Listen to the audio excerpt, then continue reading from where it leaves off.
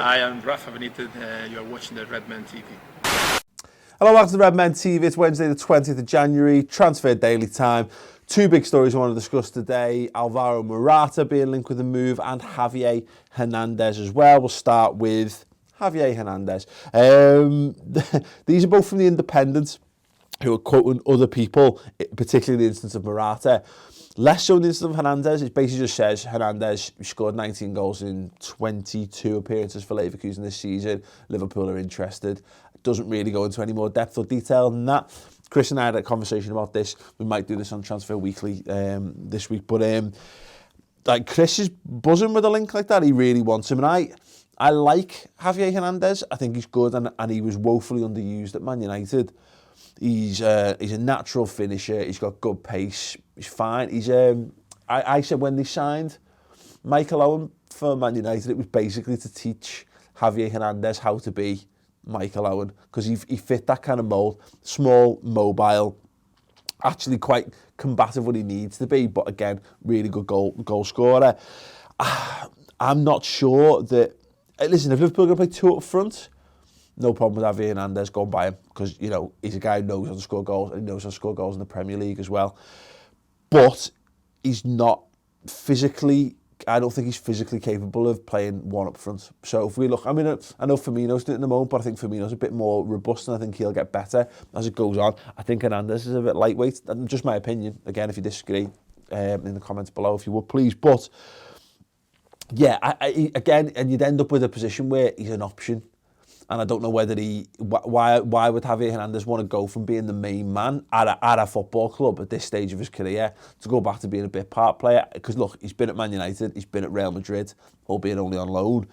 I think he just wants to play football and score goals. And if we could find a way to work him into a team, then yeah, absolutely go and buy him. By all means, go and do that. But I'm not convinced. Sorry, I'm full of cold. I'm not convinced that he would be the right fit for Liverpool. But then again, you know, I've sat here and said that Shane Long would be a good fit and Saido Berahino, and he's better than both of them in terms of, you know, just his goal return, if nothing else. So I'm a dickhead, clearly. Anyway, the biggest one of the day, I'm going to make sure I get this right. Gazzetta dello Sport are reporting that Liverpool are in talks with Juventus over Álvaro Morata, a fee reported around the 45 million mark.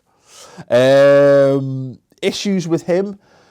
He's only started 8 games in Serie A this season. In fact, let's go quickly. He's only made 13 starts in all competitions. That's Champions League. Well, actually, Champions League and Serie A. I didn't have the stats for the Coppa Italia. I don't even know if that started yet.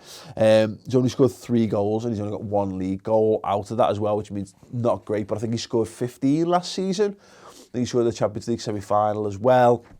He's clearly a good player. He's very, very highly rated around world football. Real Madrid are being linked with a move for him to return. Apparently, there's rumours of a buyout clause, like return clause, basically, because they sold him in the first place, of around 23 million. Arsenal are sniffing around. Man United are sniffing around as well. Interesting to know people's thoughts. You know, I don't know whether this would happen now. This feels more like a summer move to me, and I think that's the hint of this. But is Álvaro Morata the kind of player that Liverpool should be targeting? Would he solve our goal-scoring issues? Would he be good enough, again, as I'm talking about Hernandez, is he good enough to lead the line on his own? Would he need to play with someone? In your honest opinions, in the comments below, please.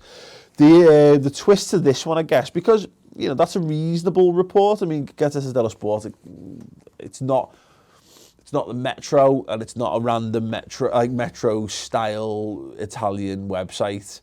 You know, I'm not saying it's absolutely nailed on, and very few things are in this world, but there seems to be slightly more to that than normal. But then the Metro have also got a report on it, and they're doing like 45.8 million, which just makes it sound more real.